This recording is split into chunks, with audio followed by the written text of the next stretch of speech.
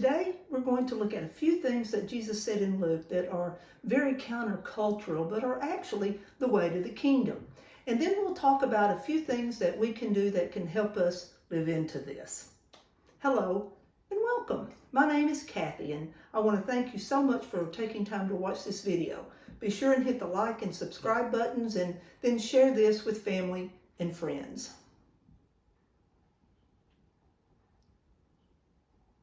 In Luke chapter 6, Jesus says to love your enemies, do good to those who hate you, bless those who curse you, pray for those who hurt you, turn the other cheek.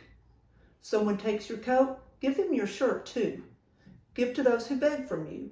If somebody takes something from you, don't ask them for it back. Do to others as you want them to do to you.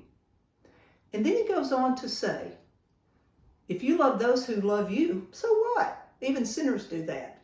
You do something good back for someone who did good to you, so what?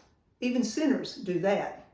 You lend something expecting something back, so what? Yeah, even sinners do that. And then Jesus says a second time, love your enemies, do good and lend and expect nothing in return. He also reminds us that God is merciful, showing kindness to the ungrateful and the wicked. And Jesus tells us to show mercy as well, and not to judge, not to condemn, and to forgive. We do this, and the same will be done for us. Did you hear what Jesus said? These are not just nice thoughts. They are the way to the kingdom. Now, Jesus' words indeed seem like a tall order. Now, notice he did not say, now this is what I do because I am the Son of God, and you try your best to do these things because, well, after all, you are only human. No, we like to think this is what Jesus meant, but he didn't. It seems clear that Jesus is in fact saying, do this, period. Now, these are not things that we have integrated into our lives or our culture. However, they are the kingdom of God. And we cannot focus only on Jesus' divinity and forget about his humanity. That would deprive Jesus of his very greatness. And we cannot forget that he ate with others, he slept, he cried, he got upset.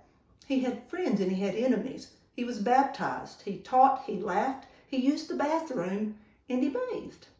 Perhaps we ignore these things because if we remember that Jesus, his humanity, we may realize that it is also in our humanity, that we follow what Jesus has laid out for us. But remember, he is the one that said, you will do greater things than this.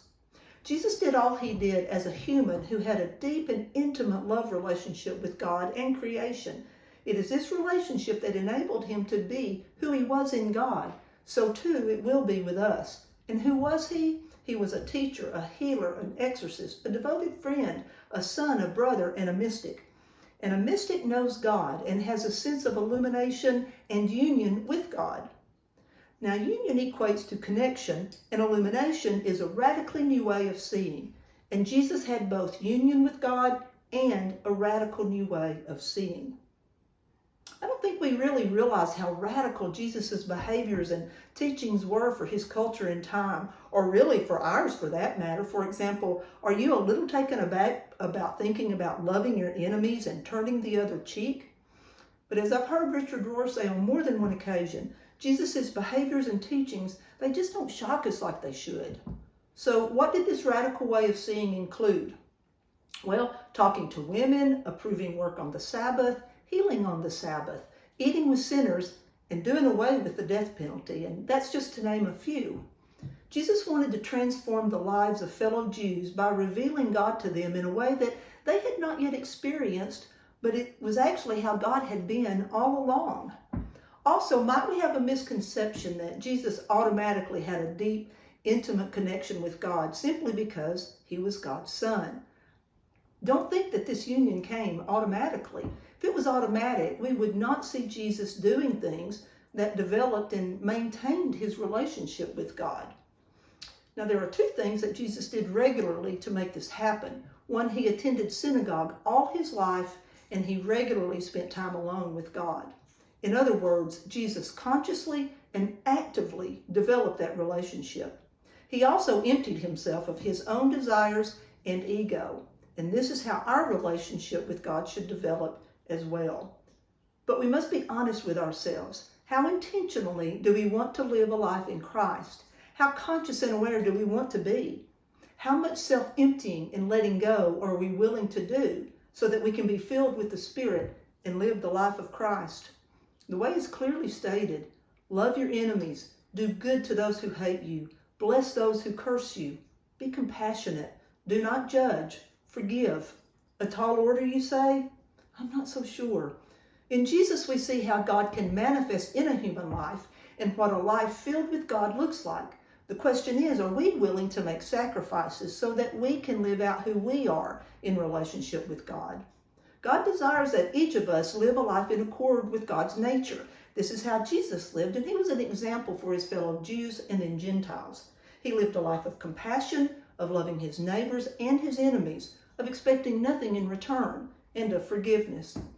And Jesus recognized following just the letter of the law without the characteristics of God, like love, kindness, compassion, mercy, for example, it makes it hard to live fully into how he told us to live. Now, we all can choose this life of living in accord with God's nature, and that choice is, in fact, the only way that we individually and collectively can make our life work. We are human, but are made in the image and likeness of God. Therefore, we are not only human. And I don't think for a minute that we would be called to live in accord with God's likeness if it were not possible.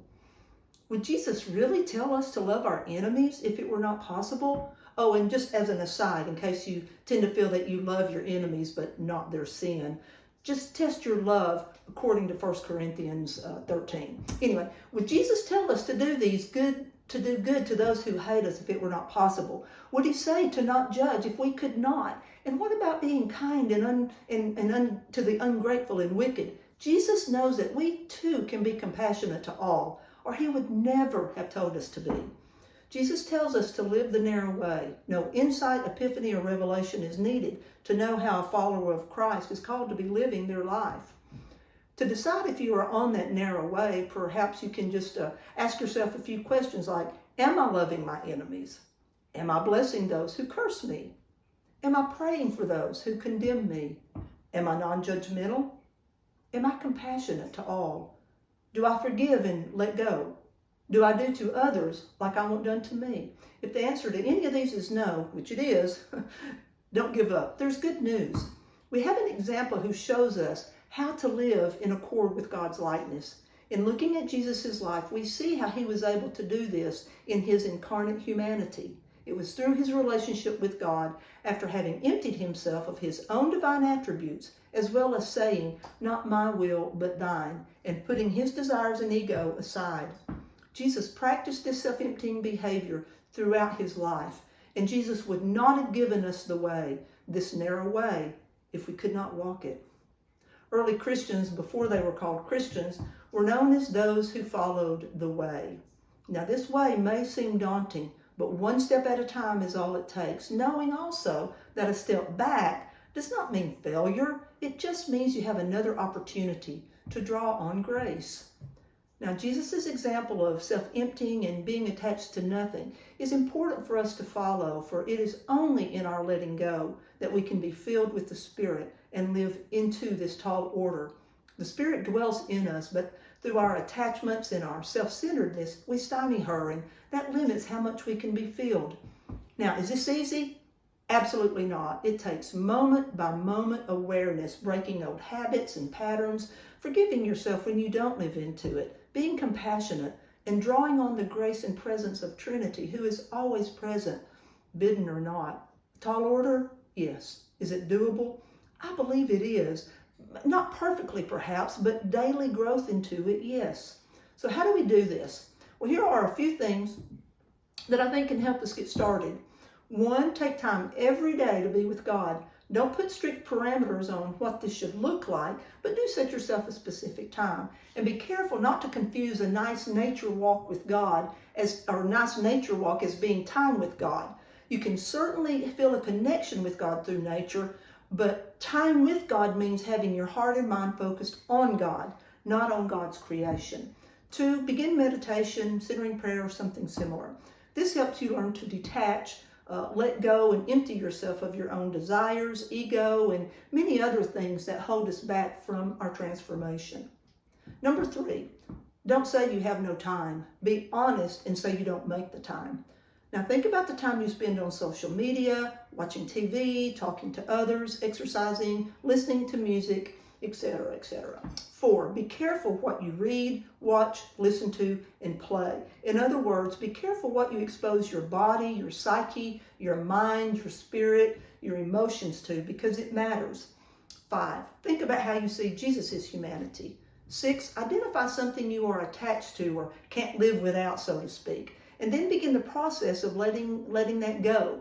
How do you let go? Well, that's a video in and of itself, but you can begin by doing the things on this list. 7, identify whether or not you see someone as your enemy, and then identify ways in which you can love them. 8, think about how much you buy into the statement, I'm only human. Review how often you have used that to excuse your own behaviors or attitudes. At the same time, though, maintain compassion for yourself in your humanness.